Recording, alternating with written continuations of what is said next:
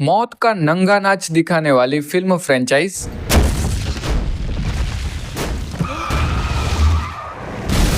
Final destination जिसका part 6 14 साल के बाद रिलीज हो गया है। आप में से बहुत सारे लोगों ने इस फ्रेंचाइज की पहले की जो 5 मूवीज है वो जरूर से बचपन में कहीं ना कहीं देखी होगी।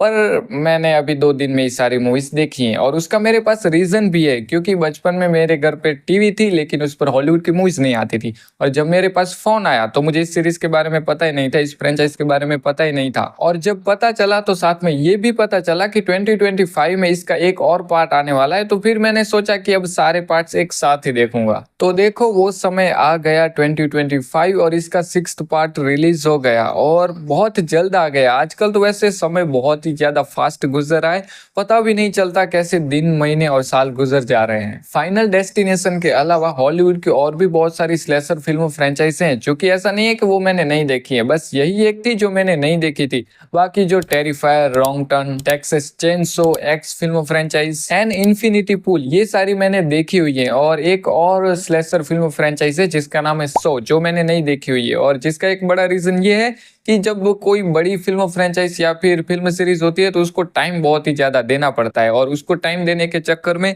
जो डेली की हमारी सारी चीजें हैं वो थोड़ी अस्त व्यस्त हो जाती है। तो जिस वजह से जितना हो सके उतना मैं बड़ी फिल्म फ्रेंचाइज हो या फिर सीरीज हो तो उसको इग्नोर करने की कोशिश करता हूँ। लेकिन जब उसका कोई नया पार्ट आता है तो एक बहाना मिल जाता है और फिर मैं उसको देखता हूँ। जैसे कि अभी ये फाइनल डेस्टिनेशन के बाकी के सारे पार्ट्स देखे और फिर ये 6th पार्ट देखा। तो इस फिल्म फ्रेंचाइज में हमें फुल खून खराबा देखने मिलता है, जिसमें जलाना, डुबाना, किसी भी ऐसे खतरनाक चीज से किसी को मारना और एकदम सफरिंग वाली बहुत सारी चीजें देखने मिलती हैं, एकदम ही ब्रूटल। जैसे कि अगर कोई इंसान कहीं पर खड़ा हुआ है तो पता नहीं कहीं से भी कोई भी चीज आ जाएगी, उसके आंख, कान, नाक, गले कहीं पर भी घुस जाएगी और उसको चीर फाड़ करके रख देगी। ये बाकी की स्लेशर मूवीज की तरह नहीं है जहां पर कोई एक कैरेक्टर होता है, मतलब कि विलन होता है जो लोगों को सरवाइव करवाता है और उनको फिर धीरे धीरे मारता आता है। यहाँ पर तो सीधा मार काटिए, सीधा खेल ही खत्म। और इस फिल्म फ्रेंचाइज को लेकर एक ऐसी बात है जो कि मुझे सबसे बेस्ट लगी, वो है इसका रन टाइम, जो करीब 1 घंटा और 30 मिनट के आसपास का ही होता है। तो अब बात करते हैं इस फिल्म फ्रेंचाइज के नए पार्ट की जो अभी रिलीज हुआ है, मतलब कि पार्ट 6, जिसका नाम है फाइनल डेस्टिनेशन ब्लड लाइन।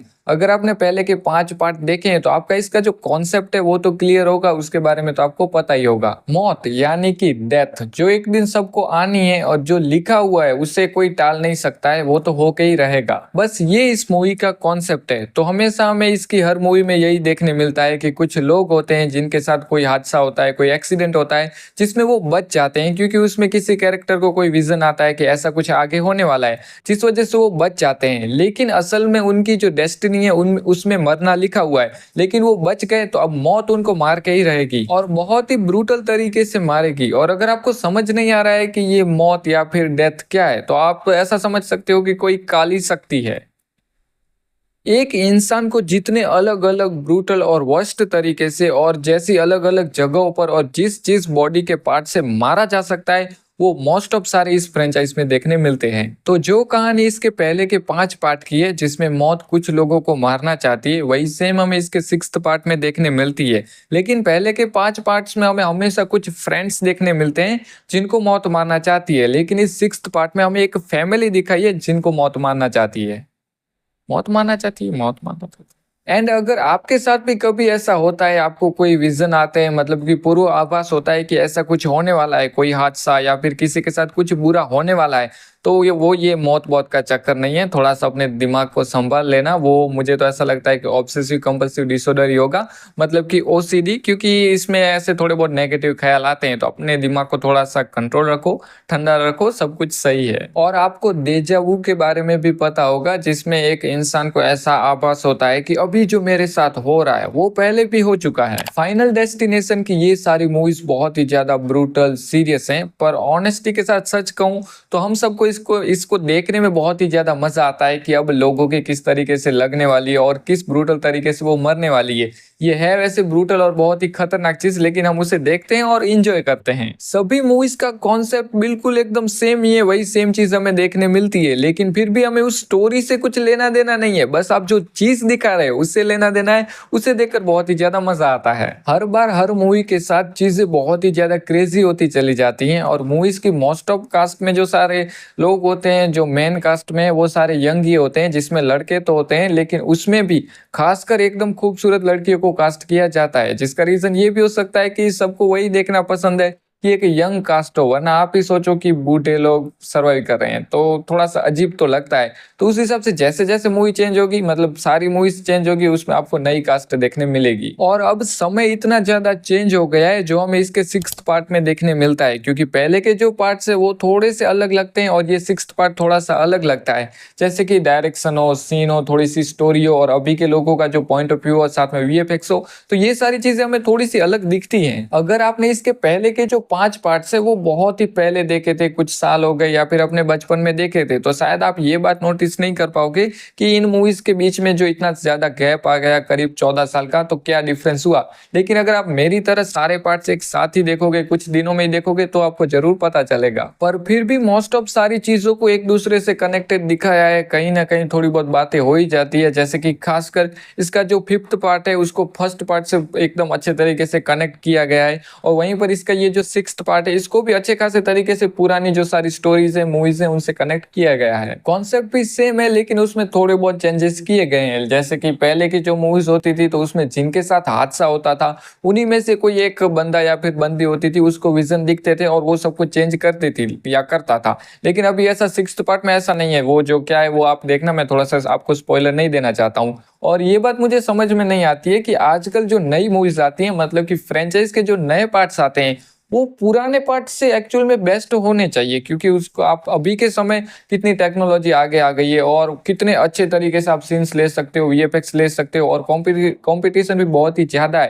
तो उस हिसाब से स्टोरी होनी चाहिए। लेकिन मेरा अभी तक जो नई मूवीज को लेकर एक्सपीरियंस रहा है फ्रेंचाइज की, तो उसमें ऐसा ही देखने मिलता है कि पहले के पार्ट्स बहुत ही ज्यादा अच्छे होते हैं और जो नया पार्ट आता है वो कुछ खास नहीं होता है। जैसे कि अगर इसके इस 6th पार्ट को हम बाकी की मूवीज से कंपेयर करें तो हमें यही देखने मिलता है कि पहले की जो मूवीज थी उनमें स्टोरी तो देखने मिलती थी, लेकिन साथ में थ्रिलर बहुत ही ज्यादा देखने मिलता था। लेकिन ये जो नया पार्ट है उसमें थ्रिलर तो है, लेकिन स्टोरी बहुत ही ज्यादा डाली गई है, जो कि वैसे देखा जाए तो इस फिल्म फ्रेंचाइज की जो सारी फैन फॉलोइंग है वो मुझे नहीं लगता है कि स्टोरी से कुछ उनको खास लेना देना है। बस सबको खून खराबा देखना है, और उसी वजह से ये फिल्म फ्रेंचाइज इतनी ज्यादा फेमस है। सस्पेंस को बिल्डअप तो बहुत ही अच्छी तरीके से किया गया है, लेकिन जब बात मेन जो सारे ब्लड वाले जो सीन है वैसे सारे सीन्स दिखाने की आती है, क्योंकि वही ये फिल्म फ्रेंचाइज करती है, तो वहां पर मुझे ऐसा लगता है कि इसका ये 6th पार्ट थोड़ा सा वीक पड़ जाता है। और मैं ऐसी उम्मीद करता हूँ कि सिनेमा में जो मेन सारे सीन्स हैं या फिर हिंदी वर्जन में कट ना किए हो तो वो अच्छा है। तो उस हिसाब से मुझे थोड़ा सा ऐसा लगा कि इस बार इस 6th पार्ट में वो जो सारे सीन्स है, वो जो थ्रिलर है,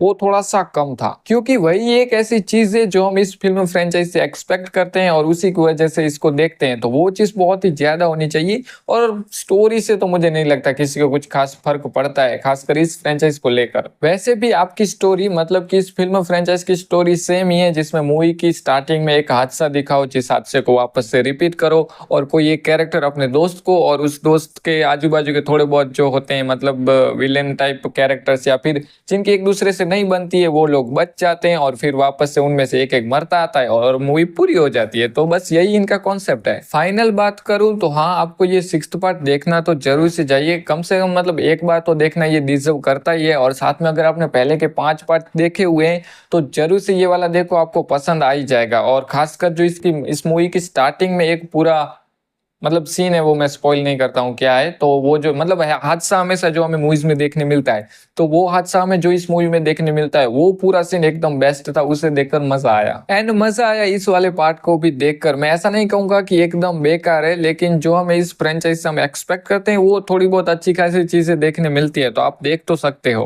तो अगर आपको एकदम ही ब्रूटल मूवीज देखना पसंद है जिसमें फुल खून खराबा है, तो इस फ्रेंचाइज को आप जरूर से देखो, आपको बहुत ही ज्यादा पसंद आएगी। और मैंने पहले कहा कि ब्रूटल सारी चीजें दिखाई है और स्टोरी उतनी कुछ खास नहीं है, लेकिन ऐसा नहीं है, स्टोरी अच्छी खासी भी इसमें देखने मिलती है। और हाँ, साथ में अडल्ट सीन भी देखने मिलते हैं, जैसे कि खासकर मूवीज वगैरह थोड़े बहुत देखने मिलते हैं जिसमें इसका सेकंड पार्ट और इसके फोर्थ पार्ट, इन दोनों में एक एक सीन है। मुझे अभी सीन भी याद आ रहे हैं। तो ठीक है, इस हिसाब से तो आप अपने हिसाब से देख लेना। फैमिली के साथ तो मत ही देखना, क्योंकि खून खराबे वाले अच्छे खासे सीन देखने मिलते हैं। तो बस मिलते हैं नेक्स्ट वीडियो में।